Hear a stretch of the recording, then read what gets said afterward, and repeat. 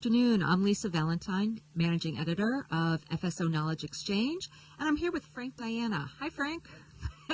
Frank is Head of Digital Enterprises Solutions Business for TCS, and we are here at the 6th Annual FSO Knowledge Exchange Financial Services Transformation and Outsourcing Strategies Forum. And Frank, we just had a great session from you and Howard Brock from Hudson Valley Bank on big data. I'm hoping that maybe we could dive into that topic a little bit more. And maybe to set the stage, could you talk a little bit about what the digital enterprise is and how it's evolving and the impact that that has on financial services firms? So the digital enterprise is a term that we're leveraging to talk about where we believe the enterprise is heading in the next 3 to 5 years. So if you look at mobile and social and cloud and big data, and then who knows what's coming after that, really, we believe that the enterprise of the future is really a digital enterprise. And so how the enterprise leverages those 4 key innovations effectively in a holistic manner, we believe is critical and the key. And so for financial services companies, instead of really viewing each of those in isolation, I believe they need to start thinking about how they view them as a holistic, take a holistic perspective on those 4. And so to your question, the digital enterprise is the enterprise of the future. I think that plays out in the next 3 to 5 years.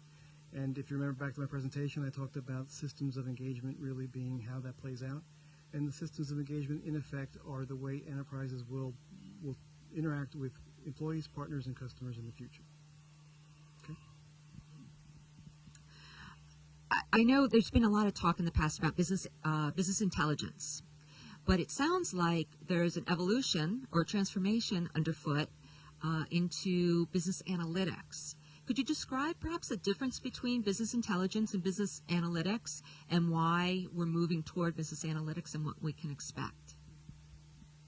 So some folks would still use the term business intelligence and maybe think of advanced analytics as a subset, but I prefer to use the business analytics term, which IBM actually coined, because it differentiates between what was historically a rear view mirror kind of reporting, which is business intelligence. So think KPIs, dashboards, warehouses. Instead, we're moving towards a world where predictive analytics, data mining, leveraging all this data, big data, in a way that enables us to find that insight that effectively manages our business, and using tools that do that. Text analysis is another big portion of that. So predictive is one aspect of advanced analytics, and prescriptive is the second. So prescriptive means I not only predict possible outcomes, I can actually drive the right outcomes. And that uses optimization and simulation kinds of techniques to actually get to that state. Okay? Can you talk a little bit more about the prescriptive analytics and what that does for companies? So I like to use the IBM Jeopardy Challenge as the example here. So IBM Watson, great example of how big data was leveraged to drive an answer in the Jeopardy Challenge. And that answer, they had 4 or 5 answers that were potentially the right answer. And there was a % confidence provided with each answer.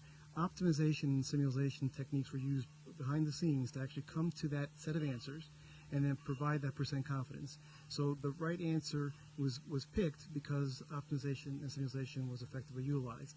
So if you think about applying that same approach to business problems, and finding the right actions to take to drive the outcomes you're looking for, that's really what we mean by prescriptive, prescribing an outcome. Does that make sense? Yeah, it does. It does. Thank you so much for your insights into that. I just have one final question for you.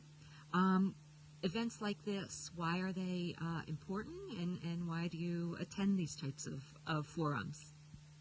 First, I think they're important because collaborating with peers and getting on the same page and getting the word out around the new things that are coming, I think is very critical. And so always peer-to-peer involvement is critical. And then I participate, 1, because it gives me a platform to actually talk about the digital enterprise, and 2, you learn so much from attending these sessions. I always walk away having learned at least something that I didn't know before I came in, so I find them very valuable. Frank, Diana, thank you very much. I appreciate it.